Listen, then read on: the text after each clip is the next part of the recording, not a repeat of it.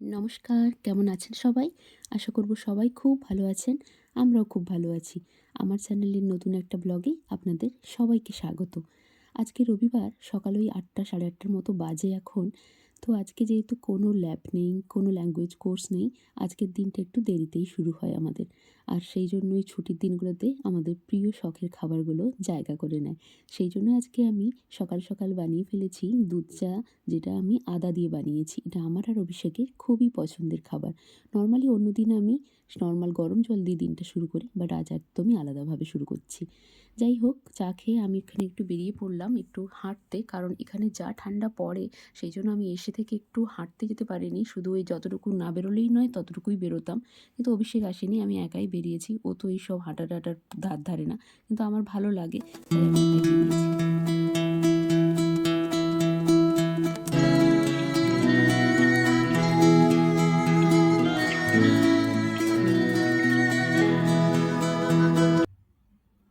যাওয়ার সময় একটু টুকটাক বাজার করতে হবে, তাই একটা ছোট্ট হাতে করে একটা ব্যাগ নিয়ে চলে এসেছি। যাই হোক, এখানে আপনাদেরকে দেখাই, এই যে রাস্তার ধারে ধারে পার্কের সাইডে এখানে কতগুলো ছোট ছোট গার্ডেন হাউস টাইপের আছে, যেখানে মানুষরা নর্মালি উইকেন্ডে আসে, এসে একটু সময় কাটায় আবার চলে যায়। এগুলো এদের পার্সোনাল প্রপার্টির মতো করেই থাকে।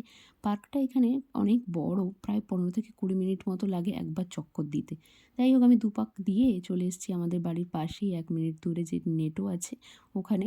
ওখান থেকে টুকটাক কিছু তুলবো, ৩-৪টে জিনিস, যেগুলো নিয়ে আমি বাড়ি ফিরবো।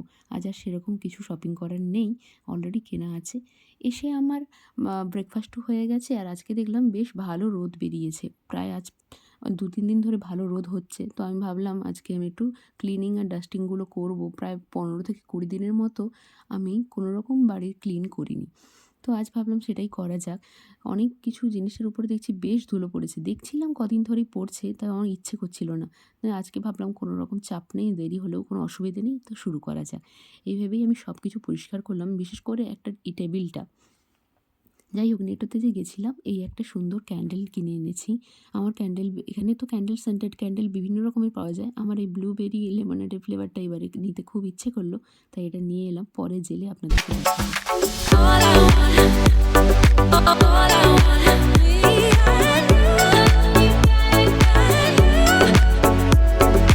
been so long, been so long. Why you keeping me waiting? All I want, all I wanna be. এই মোটামুটি আমার ঘরদোর ক্লিন করা হয়ে গেছে। চারদিকটা বেশ ভাইব্রেন্ট, ভাইব্রেন্ট লাগছে। একটু ইয়েলো কালারের একটা তাই বেড কভার দিয়ে দিয়েছি। এটা ইন্ডিয়া থেকেই নিয়ে এসেছি। এই টেবিলটা সবচেয়ে মেসি হয়েছিল, যেটাকে আমি আজকে খুব ভালো করে ক্লিন করলাম। আর আগেই যেহেতু আমি বলেছি আমাকে এখানে শেয়ারিং কিচেন ইউজ করতে হয়, তো ওখানে বেশি কিছু জিনিস রাখার অপশন নেই। তাই আমাকে এই তাকটাই ইউজ করতে হয়, যা যা খাওয়ার-দাওয়ার যা থাকে সব রাখার জন্য। এই ট্রলিগুলোও ইন্ডিয়া থেকে আসার পর থেকে বেশ এক জায়গায় পড়ে, পড়ে ধুলো পড়ছিল। তো আজকে সব ভালো করে ক্লিন করলাম। আর অভিষেক বসেছে এখানে একটা ফর্ম ফিল আপ আমাদের খুব দরকার সেটা করতে। যাই হোক, স্নান-টান আমার হয়ে গেছে। এরপর আমি নিচে নেমে এসেছি একটা চিংড়ি মাছের প্রিপারেশন করব বলে। অলরেডি চিংড়িটা ধুয়ে আমি নুন মেখে গেছিলাম আগে থেকেই। এটা আমার অ্যাকচুয়ালি এই দিদার রেসিপি, অনেক পুরনো রেসিপি এবং অনেকবার আমি ছোটো থেকে খেয়ে এসেছি। এক টুকরো আদা, এক টুকরো রসুন, একটা গোটা পেঁয়াজ আর টমেটো, এগুলোকে সবই বেটে নেয় ওখানে। এখানে যেহেতু আমার বাটার অপশন নেই, তাই সবগুলোকে ছুলে নিয়েছি। দিয়ে গোটা সমস্ত কিছু সব কিছু একসঙ্গে মিশিয়ে হলুদ, লঙ্কা, জিরে গুঁড়ো, লবণ আর তেল সব কিছু দিয়ে একসঙ্গে মাখতে হবে।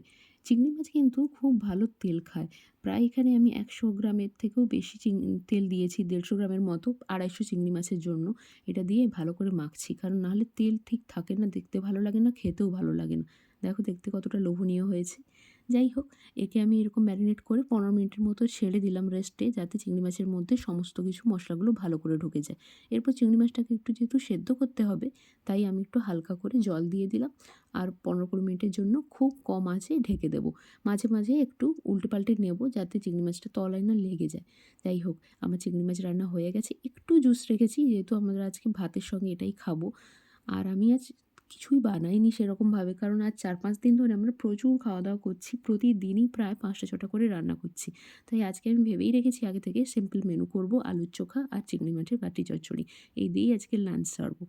লাঞ্চ তো আমাদের হয়ে গেছে 2টোর দিকে, এখন ওই 5টার মতো বাজে। আপনাদেরকে একটু বাইরেটা দেখাই, কত এখনও সূর্যের তাপ। আজকে অভিষেক যখন হাঁটতে যায়নি, ওয়াশিংটা করেছিল, তো সব কিছু ভালো করে এসে মেলে দিয়েছিলাম। সকাল থেকে বেশ রোদ পাচ্ছে, খুবই ভালো লাগছে। এবার জিনিসগুলো তুলে নিতে হবে। এখন ওই সন্ধ্যে 6:30টার মতো বাজে, আমি, অভিষেক আর রিডি সবাই মিলে বসেছি এখানে একটা ফুটবল খেলা দেখতে। ফুটবল খেলাটা জার্মানিরই হ্যামবার্গ শহরের 2টো টিমের মধ্যে হচ্ছে। অনেকদিন আমার ফুটবল খেলা সেরকমভাবে দেখা হয়নি। জার্মানিতে যেহেতু ফুটবল খুবই ফেমাস, তো সবাই মিলে দেখতে বসেছি। বেশ ভালোও লাগছে। আমি অতটা ফুটবল না বুঝলেও আমি আগে দেখতাম ছোটোবেলাতে, তো এখন মজা হচ্ছে বেশ। এখন ওই 8টা 8:30টার মতো বাজে। বাইরে এখনও কিন্তু সন্ধে হয়নি, এখনও বাকি আছে। তো যাই হোক, ডিনার তো আমরা 9টা 9:30টার মধ্যে করেই নিই। তাই অভিষেক চলে এসছে ওর প্রিয় কাজ করতে। এখানে ও রুটিগুলো মেখে বেলে দিচ্ছে আর আমি চটচট করে ভেজে নেব।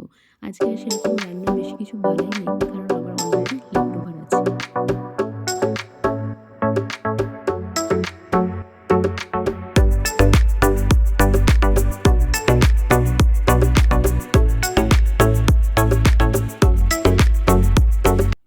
এই যে বলেছিলাম লেফট ওভার আছে, কালকে বানিয়েছিলাম একটু চিলি চিকেন। সেটা অনেকটাই হয়ে গেছিলো, তো একটু রেখে দিয়েছিলাম। আর তাই শুধুমাত্র রুটি বানিয়ে ফেলেছি আর ওই চিলি চিকেন। এই দিয়েই আজকে আমাদের ডিনার হয়ে যাবে। বেশ ভালোই হবে মনে হচ্ছে। চিলি চিকেনটা আজকে আরও মজেছে, তো কালকে রাখার জন্য আরও বেশি টেস্টি লাগছে আমার দেখে। যাই হোক, দুজনে মিলে ডিনার শেষ করলাম। আর এভাবেই আমরা আজকের দিনটাও শেষ করলাম।